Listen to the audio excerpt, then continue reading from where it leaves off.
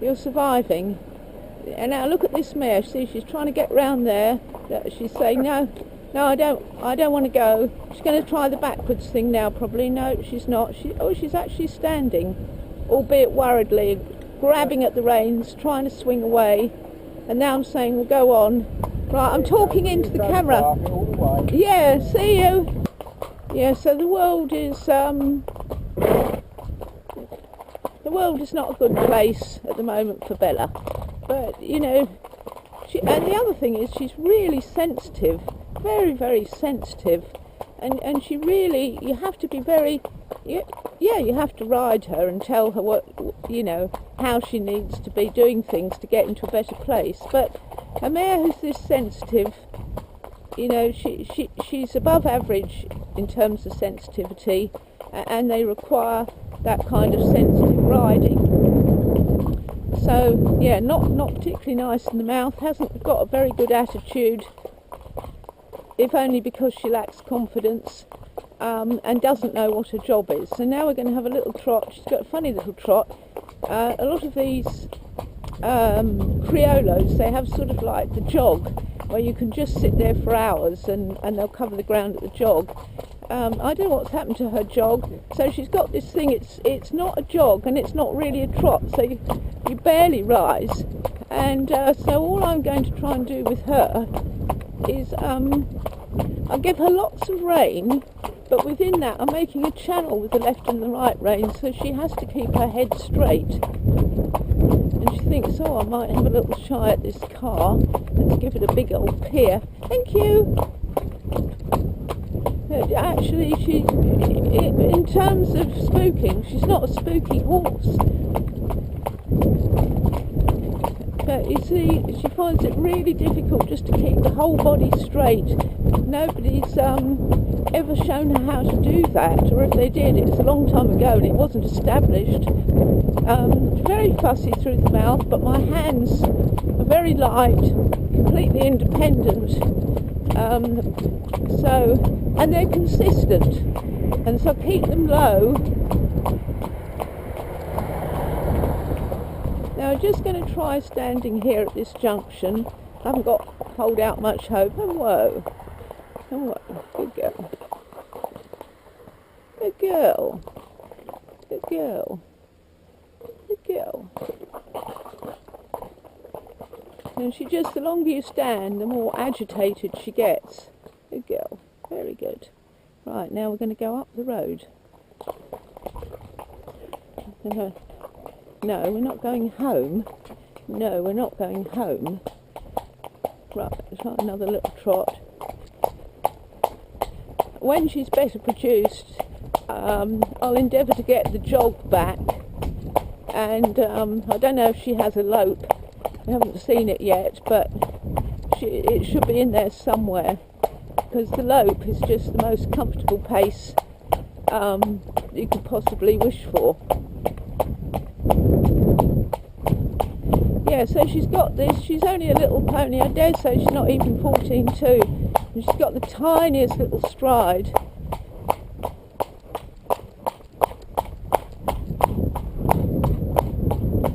I'm going to come up this grassy bit, because it probably won't look it from the camera, but it's actually quite spooky up here because there's these things to see, and a flower bed.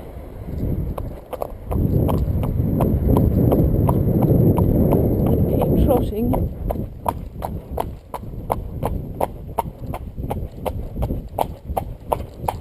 And kind of all I'm doing is keeping her head facing forwards, because the horse isn't looking where it's going. It's not going to be going where you want it to go.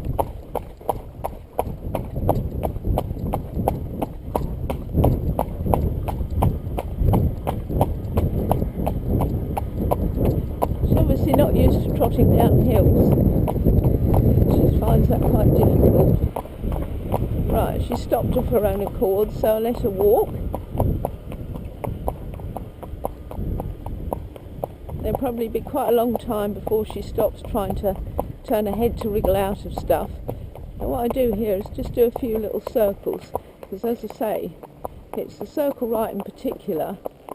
We had a real battle with it yesterday, so it could be that today she's given in and we won't see it, which would be a shame, because I was thinking, oh, if only I had the camera yesterday to show.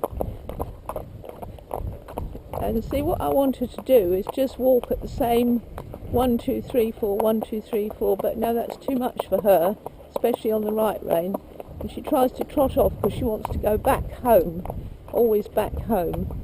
So anyway, there were no, it wasn't perfect by any means, and here we go with this, like, wiggling. It's wiggling, and that's greenness, because an established horse just takes you. I mean, if I didn't have my legs on and continually pressing forward, and they don't mean faster, it just means pressing forward, so keep my legs really quite on her side, so that, you know, she learns the refinement of these aids.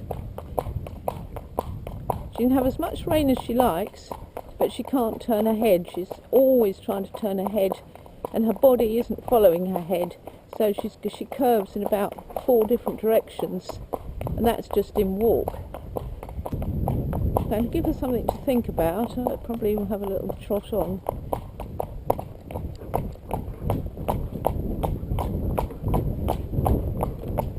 Hello. So she's not at all concerned with where we're going. She's just looking for a way out, all the time looking to think, you know, and she's quick too, so, you know, you need to be up to her. She's all the time thinking, how can I go round and just run back home? That's all she wants to do.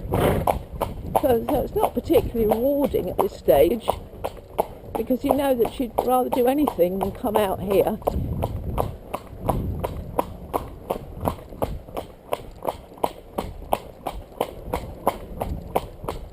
As I said, a lot of sensitivity is needed with this mare, and a lot of attention paid to, like, the energy of the rider, which needs to be really quiet, because when she starts getting in a huff, you have to remain as cool as a cucumber.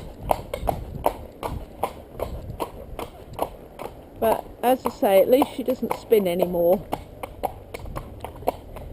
And how did we get over that? Well, exactly the same as I'm doing here, by riding her forward and riding her straight, and then they can't spin.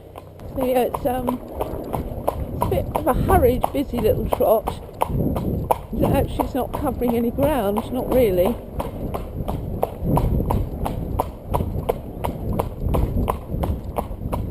As she gets more relaxed, she'll start to do the jog.